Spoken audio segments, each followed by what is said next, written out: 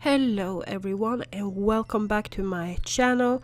I am Lady Dark Anna and today I have story time for you guys. As you know, it's October, scary month, and Halloween is coming up on us. So I thought, why not tell you guys some spooky stories that have happened.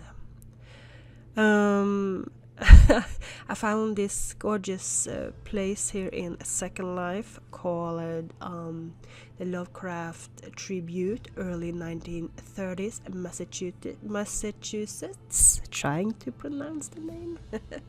I will of course have the landmark for you down below, so you can visit this scary, beautiful place.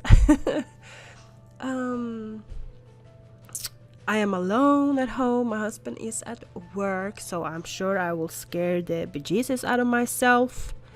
I am such I'm not, I don't know how you say it, but I feel like a wimp. Is that a correct word for it? I believe in so much when it comes to spirits and things like that. And when I'm home alone, I'm like, yeah. Especially when I have to talk about this stuff. It's always like, uh-oh, is there someone behind me? And if my cats are staring like in the air, like looking at something, and I'm like, what is there? What is it, And I try to look for a spider, of course, because that's my natural thing, that they keep staring, and some places up in the roof are just, it's like an empty look on the cats' faces when they're staring, but no bugs, no nothing. So then I tend to be a little bit scared. I don't know why I'm so scared of this, because I know I can feel if something bad is happening where I live. I feel the negativity energies. There is nothing bad here where I live, nothing.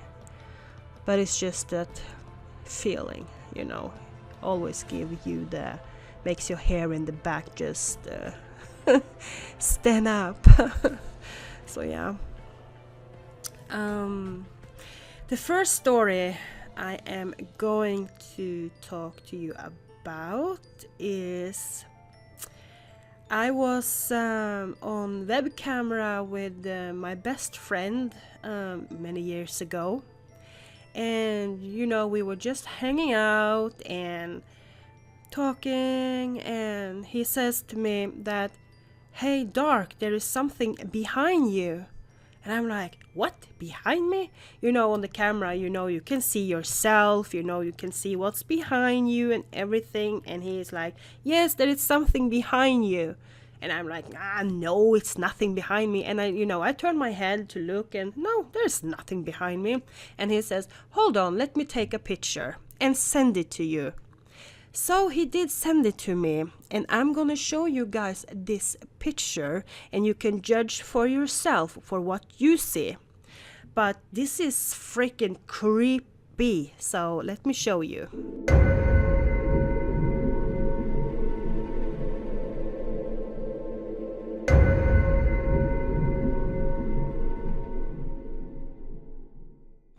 Okay, now you have seen for yourself what I was talking about.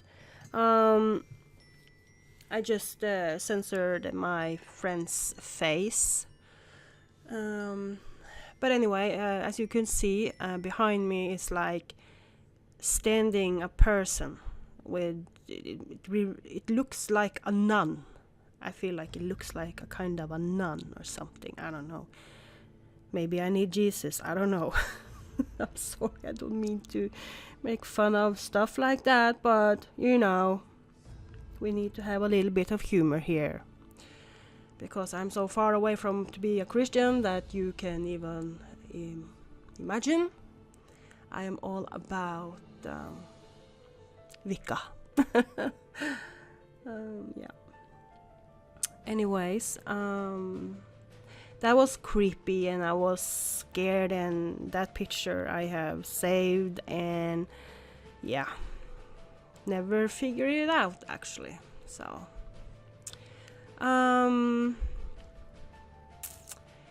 my other story, it's so stupid. Oh my god, it's so stupid. I feel so embarrassed.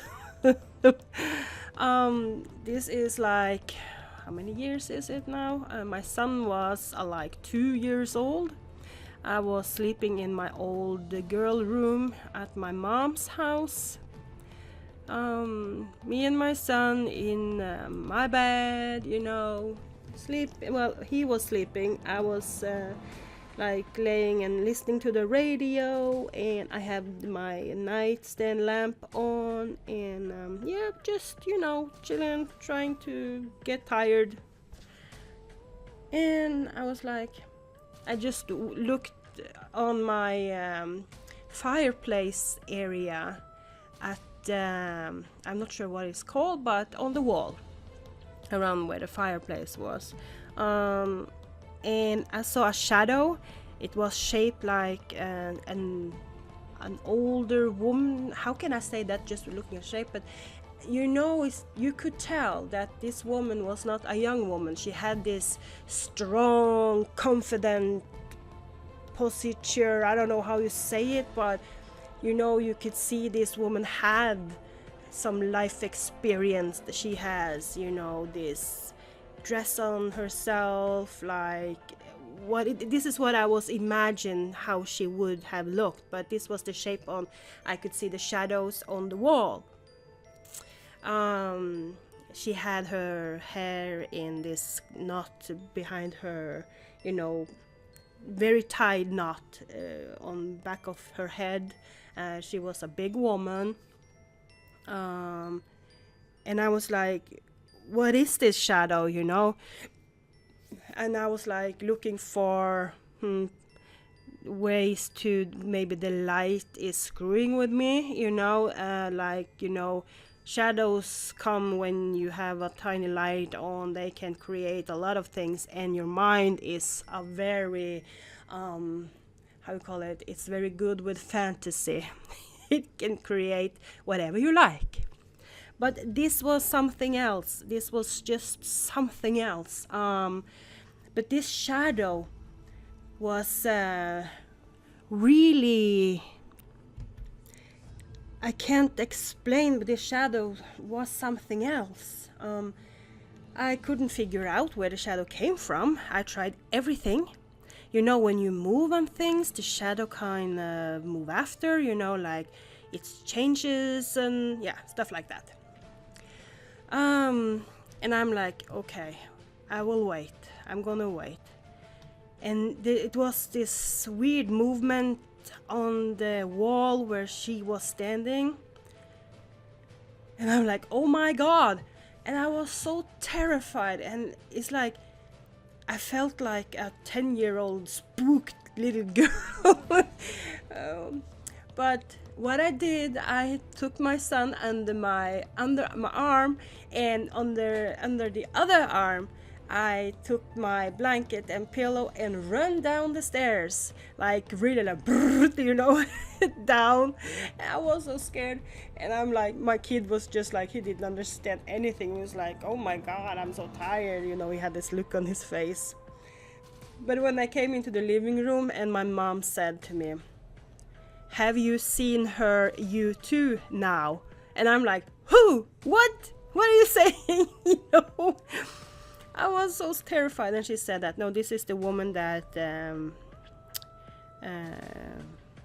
hunts the house. She has been there since the house was built. I'm not sure what her name was, but she took care of a lot of kids in this house in the 50s, I think. She was very, very strict that the kids got their sleep and no one is making the noises, So I felt like, okay, I listened to the radio. Maybe in her mind, I was keeping my son awake, with the sounds. I don't know, but she was there watching, My son was going to get his sleep. Like, I felt like that afterward, after my mom explained to me why she's there.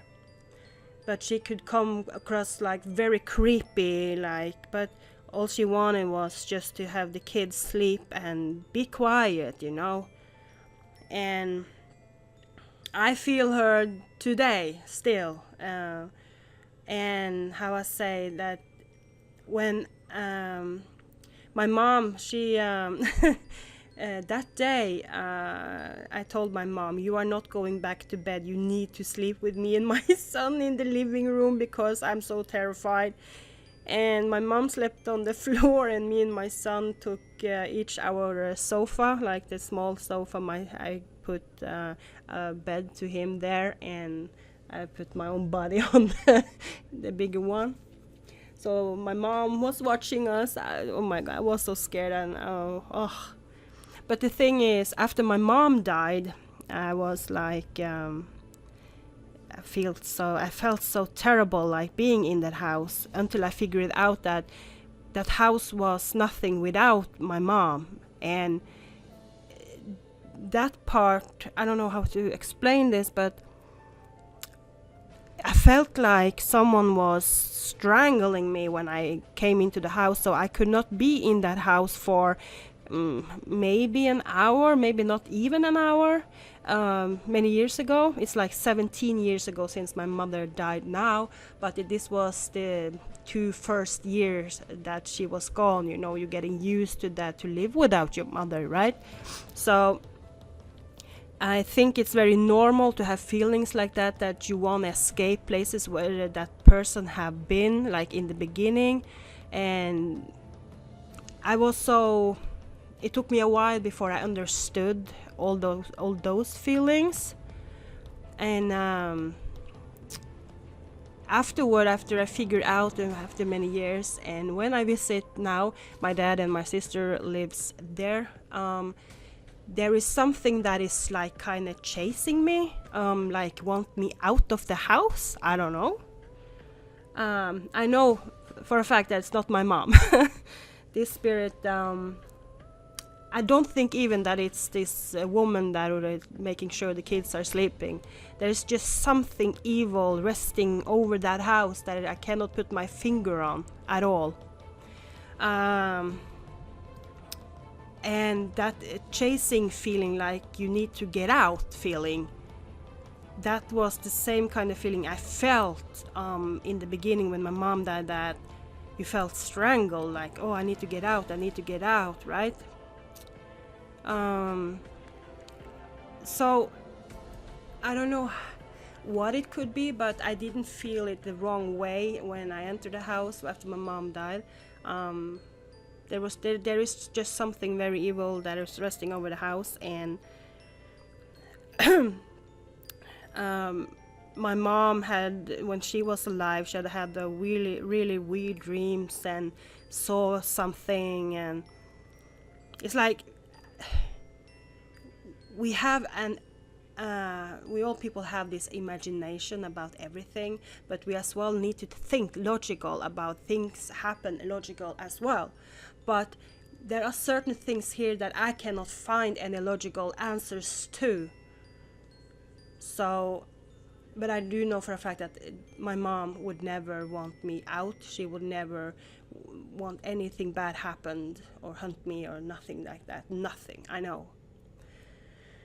But and I have noticed really weird behavior on my stepdad and my sister sometimes, and I can connect it to many things, but that's nothing I'm gonna speak about here anyways. But there is just something in that house, and I think that is very creepy because it's a very good house.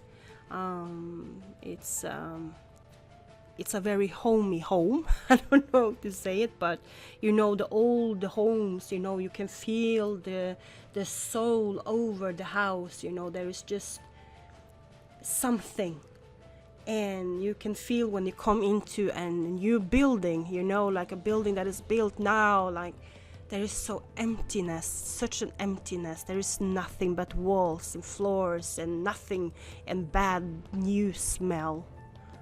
I just, oh, I don't like new things. I just love the old things with a soul over, you know? And yeah, I keep dreaming and ranting here. But I don't know if I ever will figure out that spirit in my mom's old house, what it could be and what it is. It could be even, I don't know. I keep philosophing over that. Yeah. Well, that was my stories for today. I hope more of you people will tell me about your paranormal experience if you have some. This is so interesting and creepy at the same time. So yeah, when you're home alone and you just have your TV on a very high volume, you need your animals inside. I feel like kind of safe right now. Anywho, thank you guys so much for watching, and make sure to subscribe. And I want to wish you guys to have a I want to wish you guys a beautiful day and have a beautiful weekend when that comes up, and I will see you guys next week. So until then, goodbye.